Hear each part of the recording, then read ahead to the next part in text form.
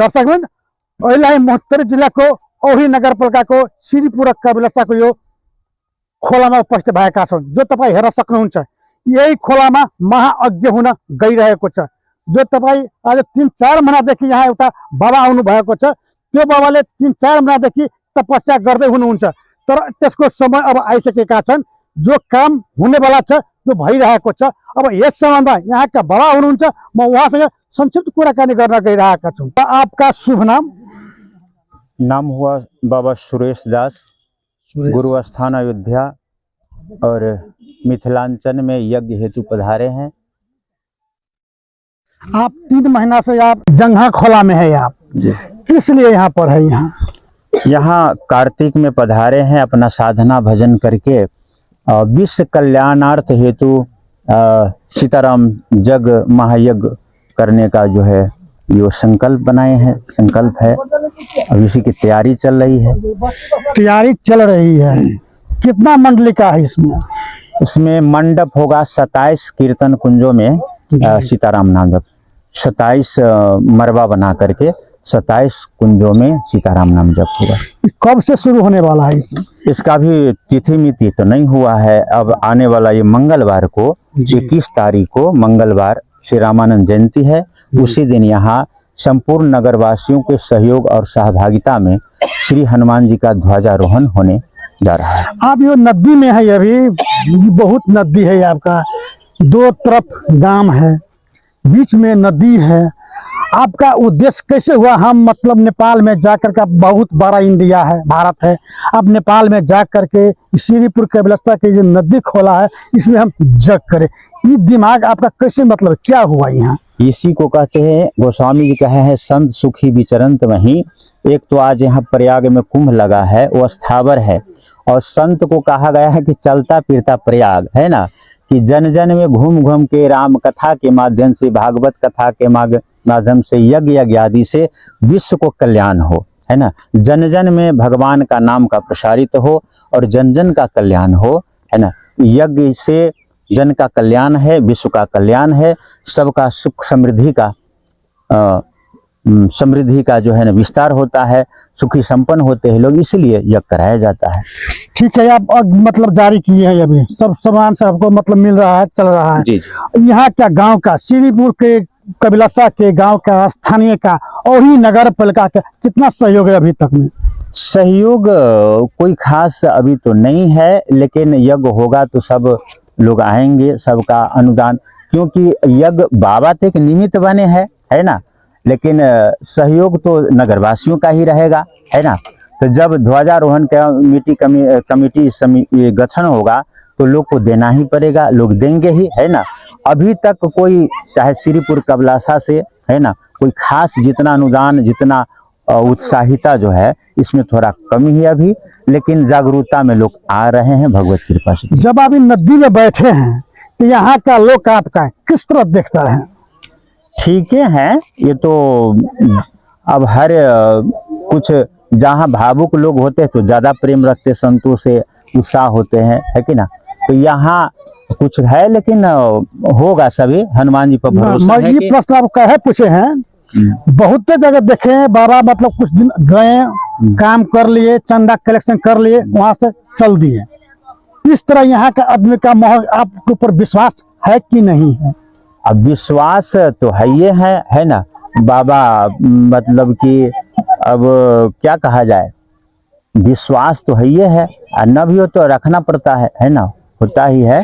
आप जो जग कराने जा रहे हैं उसमें एस्टिमेट कुछ तो आप बनाए होंगे ना? 10 लाख, 5 लाख, 2 लाख, 4 लाख, 1 करोड़ का एस्टिमेट है। 1 करोड़ का एस्टिमेट है। अभी तक चंदा में 1 रुपया भी कहीं से नहीं आया है। कहीं से जो ये काम चल रहा है वो सब कैसे चल रहा है? ये सब जो है ना बाबा अपने लेन देन कहीं से करके जो है ना करा रहे हैं, लेकिन भरोसा है, ऐसा है कि, है ना, सब यज्ञ तो बाबा ही ने, कि जो कुछ अभी हो रहा है, लेकिन सब दिन बाबा अपने माथे तो नहीं रखेंगे। आज न कर समाज मुड़ पर लेंगे, और संपूर्ण सहयोग और संपूर्ण नगरवासियों का सहयोग और सहभागिता में ही होगा, ऐसा है विश्वास। अभी नगरवासी से आप कुछ छल फल, कुछ बात विचार किए हैं कि नहीं किए अभी तक?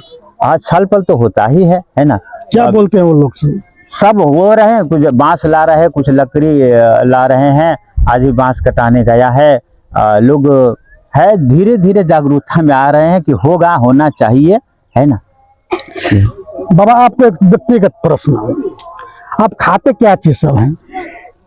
अब खाने वाली बात जो हम लोग भोजन वाली बात करते हैं ना, तो यहाँ कार्तिक में आए हैं तब से 1 किलो देसी गौ माता का दूध लेते हैं और जल लेते हैं, है ना। और ये अभी लोग हमसे नहीं पूछ पाए हैं कि बाबा कि आप नहीं खाते हैं, क्या है, कुछ और भी बात है से, इसलिए हम कहे भी नहीं है। लेकिन अंदर आंतरिक अपनी जो इच्छा है कि हनुमान जी की स्थापना करके फल फूल पाने लगेंगे।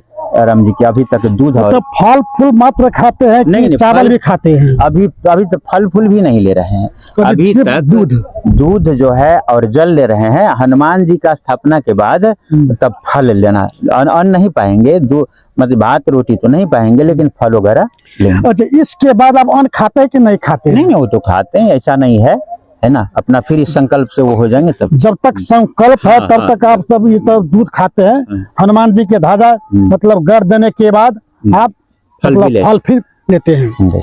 अब यहाँ का नगर वासी को आप क्या कहना चाहते हैं? नगर वासियों से तो यही कहना चाहेंगे कि ये यज्ञ कल्याण के लिए होता है ना। कहावत है कि सुबह का भूला भटका शाम को अगर घर में आ जाता है तो उसको भूला भटका नहीं माना जाता है। बाबा आए हैं, सब इससे सबको कल्याण होगा। जितने भी कबिलासा के बड़े छोटे बड़े बुजुर्ग लोग हैं, सबको इसमें लगना चाहिए। श्रीपुर है, संपूर्ण नगर वासियों को इसमें आना चाहिए, लगना चाहिए भगवत कृपा से। और अभी जो प्रयाग का जो महाकुंभ चल रहा है, उसमें हमारे हर बड़े छोटे बड़े सब संत लोग पधारे हैं, भक्तजन जा रहे हैं। सभी से एक मैं आग्रह करना चाहूँगा कि ये इस यज्ञ से राष्ट्र का कल्याण है, घर घर में प्रचार है और कल्याण भी इसी से है।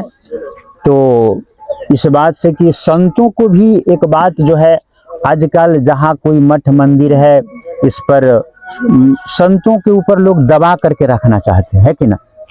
और साधु कोई बन नहीं रहे हैं, और जो बने भी है सेवा पूजा में तो इसको हटाया जाए। इस पर हम तो संतों से भी कहेंगे इस बात पर कि अभी बल्कि कथा के माध्यम कम हो, लेकिन इस उपदेश के रूप में सबको जन जन को कि हर घर में एक संत होना चाहिए। अगर 4 बेटा है तो ये संत, जैसे कि कहते हैं ना, मात पिता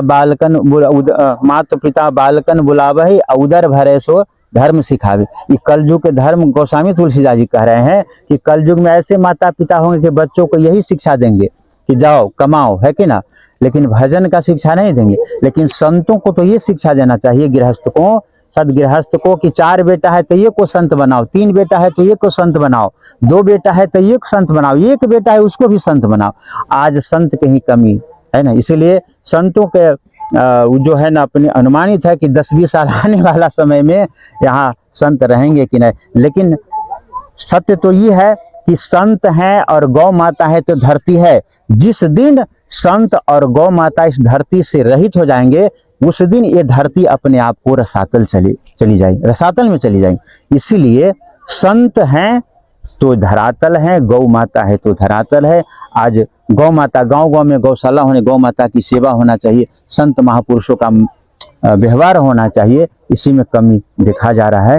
इसलिए संतों से मेरा आग्रह है कि अभी तो कुंभ का पर्व चल रहा है कि हर संत भगवान सदगृहस्थों को कुंभ मेला में यही उपदेश दे कि हर सदगृहस्थ यहाँ से कम अपने घर में एक बालक को मतलब साधु बनाइए। जय सीताराम। दर्शक भर्खर तपाईँले सुन्नु भएका छ, यहाँका महात्मा हुनुहुन्छ, उहाँले धेरै कुरा राख्नु भएको छ। यहाँले दर्शक तपाईँ म देखाइरहेको, तपाईँ यही खोला हो जो तपाईँ 3 महिनादेखि यो बाबा दूध खाएर बाँच्नु भएका छन्, केही भात पनि खानु भएका छैन, अन्न पनि खानु भएका छैन, तर उहाँको अभिलाषा, उहाँको इच्छा प्रबल छ।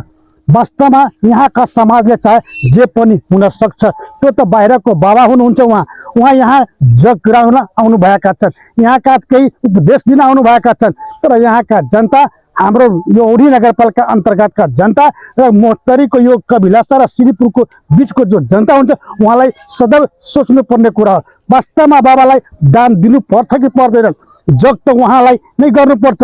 तर यहाँ जबसम्म गाउँ समाजले सहयोग गर्नुहुन्न तबसम्म जग हुन सक्दैन। त्यसर्थ उहाँले अपिल पनि गर्नुभएका छ यहाँका समाजसँग, वास्तवमा तपाईँ सहयोग गरिदिनुहोस्, सहयोग गरेमा धेरै तपाईँको फाइदा हुन्छ। तर अर्को कुरा पनि उहाँले भन्नुभएका छन्, प्रत्येक घरमा सन्त हुनुपर्छ, अर्थात् शाकाहारी हुनुपर्छ। तपाईँ मांसाहारी हुनुहुन्छ, अरूको हत्या गर्नुहुन्छ, त्यस्तो हत्या नहोस् उहाँले धारणा आफ्नो व्यक्त गरिराख्नु भएको छ। तर वास्तवमा बुझ्ने व्यक्ति कति हुनुहुन्छ? अहिले पनि दिन प्रतिदिन हत्या, गौ हत्या पनि हुन गइरहेको छ। यही गौशाला बजार हो, दिन प्रतिदिन यहाँ हजारौंको संख्यामा गाई आउँछ। त्यो गाई कन्टिन्यू भारततिर गइरहेको छ। भारततिर किन गइरहेको छ? कहीँ न कहीँ गौ हत्या हुन्छ उहाँको। त्यसलाई रोक्नको लागि उहाँले अपिल पनि गर्नुभएको छ। हस्त दर्शकबिन, जी खबरको लागि नरेन्द्र महतो,